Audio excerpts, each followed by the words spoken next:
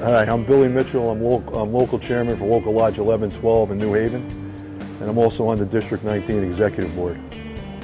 I was a machinist starting in 1983.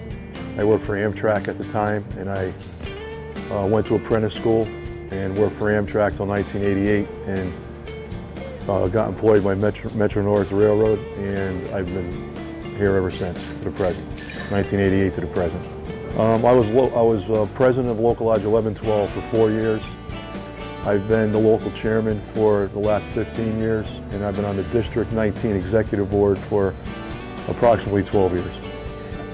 And I've been involved with the union for a long time. My father was a general chairman, and he ended up as assistant to the president, directing general chairman. So I kind of followed in his footsteps and got involved in the union. And it's been very rewarding, especially being on the district executive board. I met a lot of people around the country. I got a lot of friends, very good friends around the country, from Maine to California. And it's been very rewarding. District 19, I believe, is moving in the right direction.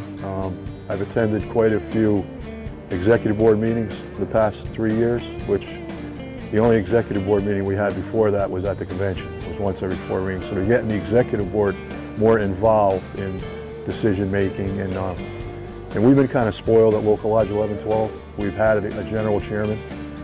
We've had the president directing general chairman, Joe Burns. We had my father, William Mitchell. He was a general chairman. We had John Lacey, who was the current assistant to the president directing general chairman. So we have direct contact. And that's where we get a lot of our knowledge from. You know, a lot of the guys came right through our own local, and we're very proud of that. And I think they're doing a good job, the executive board and the staff. You know, we see our general chairman a lot, which we've always had in the past, but I think a lot is getting done. I think they're doing a good job. I'd like to say to my fellow machinists in District 19 that our leadership is leading us into the right, is leading us into the future for all the good reasons. And I would like for all them to support our leadership at the District 19 level. I think we should be focusing on organizing more. We need to improve our membership, because I remember at one time we had, I'm not sure exactly the number, but we had quite a few members.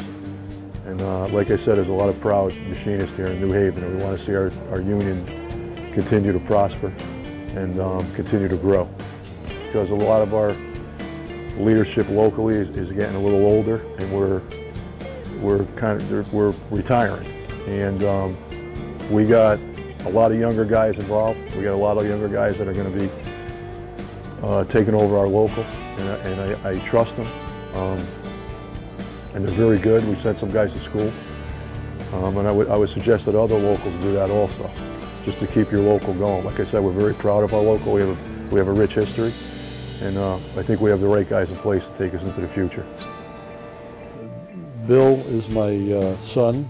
He's the local chairman here at the shop in New Haven, and local in New Haven. I came on the railroad back in 1965, and I came on as a machinist, the old New York, New Haven, and Hartford Railroad, and it's been many railroads since then. And I was recording secretary. I was a steward, and then I became a general chairman in 1974, and I retired in 1998 as the assistant to the president directing general chairman. I was very, very delighted and happy that Billy was offered the executive board member, being a member of the executive board of District 19.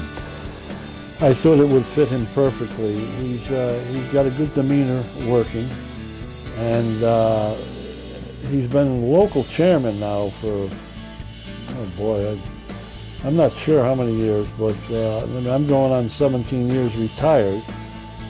And I know he was, you know,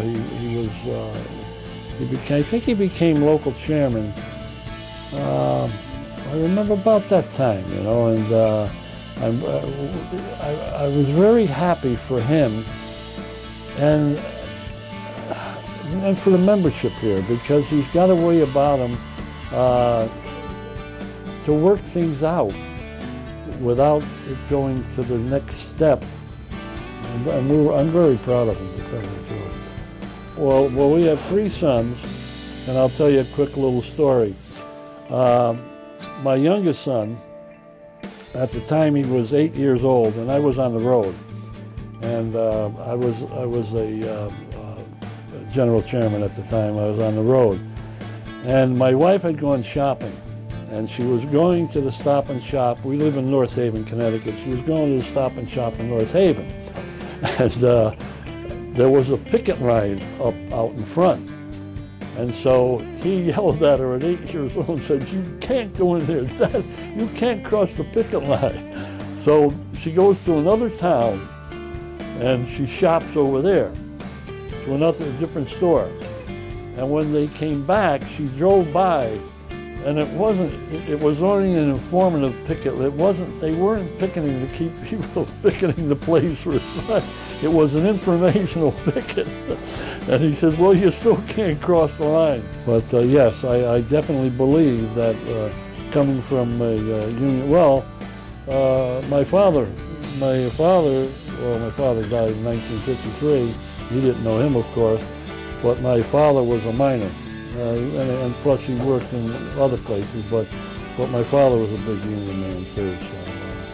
So, matter of fact, that's why he died, because he was working in the mines, but with a black lung.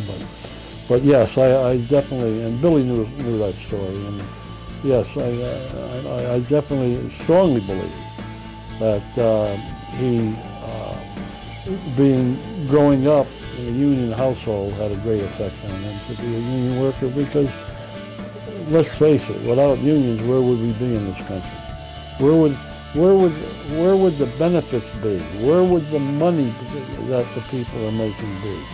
I mean, the people who are not union people, I hope they understand that the reason they're making the money they're making is because of unions. The unions are the ones who set the pace for wages and for benefits. And without the unions, we'd be nowhere in this country, believe me.